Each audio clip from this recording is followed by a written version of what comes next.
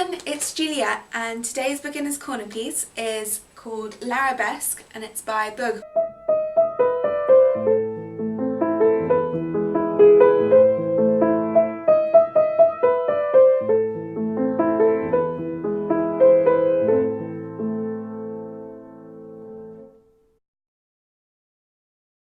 So before we go anywhere else, can we just appreciate my top?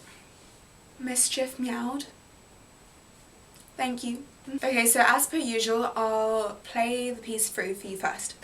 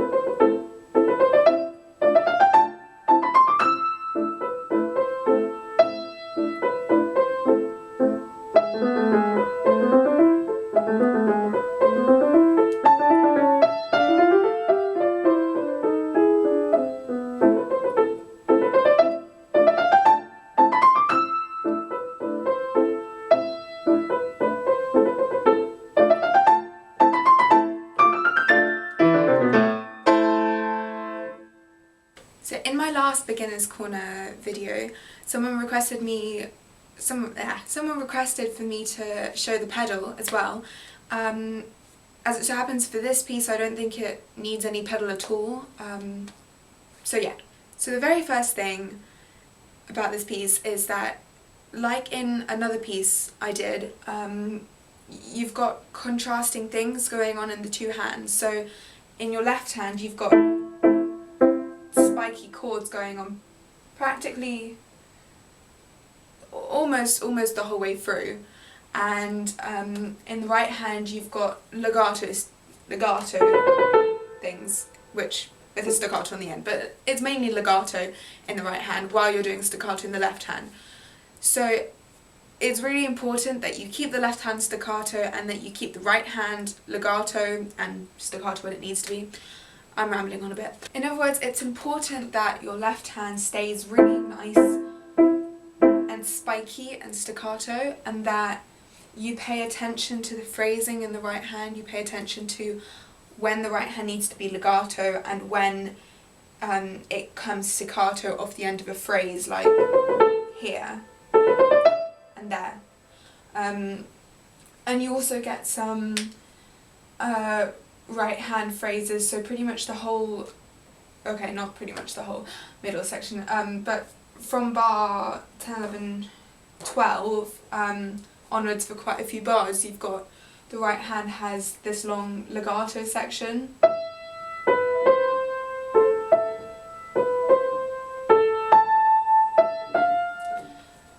While you've got in the left hand, essentially what I'm saying is that it's difficult to do two quite different things in the two different hands. So as I think I said last time we had something like this, it's really important that you master both hands separately before you try and put them together.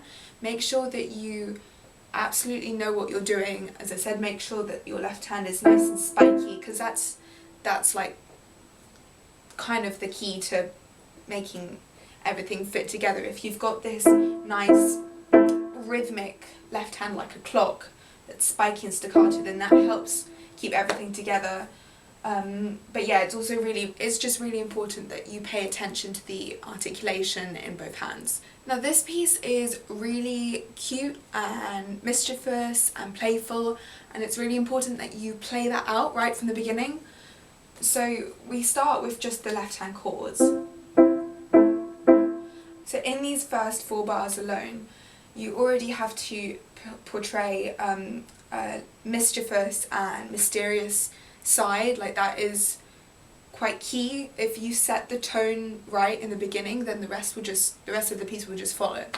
So these first 4 chords have to be like, what's going on, but at the same time kind of playful.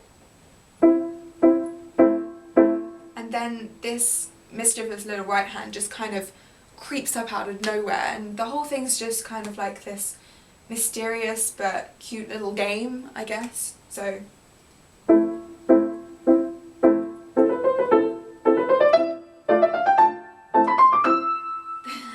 so yeah, it's just have fun with it is basically what I'm trying to say. Have fun with it, yeah. Now, one motif that you have that recurs a lot in this piece, and it does it in both hands, is this kind of thing. And I think it's really important that you have really good articulation there, and what I mean by that is that your fingers are really working hard. You don't want it to sound like slouchy and wishy-washy and stuff like that. It has to be really defined. You have to be able to, you want to make sure that you can hit every single note perfectly. I've just brought the camera to the keys so that you can see exactly what I'm doing with my fingers. So what I'm getting at is that you want to play this bit, yeah, really working your fingers, make them each work individually, like this. You know, it has to really like work like that. What you don't want is for something like this to be going on. You know, that it kills the tone, and it's not going to sound playful in any way like that. You have to make sure each note is really distinct. So I did the repeats in this piece, because it makes the piece a little bit longer, like it's relatively short, but also because I feel it just helps everything flow into everything else better. But what that means is that at the end of each section before the repeat, or at the end of any section to be honest, you have to make sure that you lead really nicely into the next section. So at the end of the first section, where we've got our first repeat, it finishes like this. And then it leads into, I think you'll notice that on this double E, you've got a sforzando, and I think that you really need to make sure that you do that, because it leads really nicely into the piano that comes at the beginning of the repeat. So what you've had before that sforzando is you've actually already had a diminuendo. This bit already dies down, and then this kind of just comes as a little bit of a surprise, but also leads really nicely into the soft bit there. Do you see what I mean? Like, if you didn't really pay so much attention to that and you just went,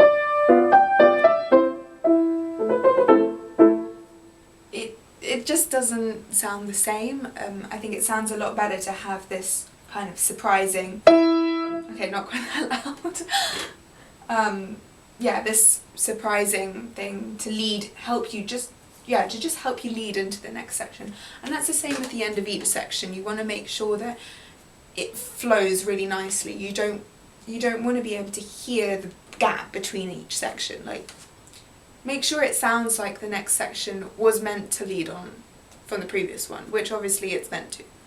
Okay, final thing, the dynamics in this piece are really important. Like I say in every piece that it's important to phrase stuff, you know, to build the volume up and down and stuff, but in this piece it's like especially important, especially when you've got this recurring thing where you've got,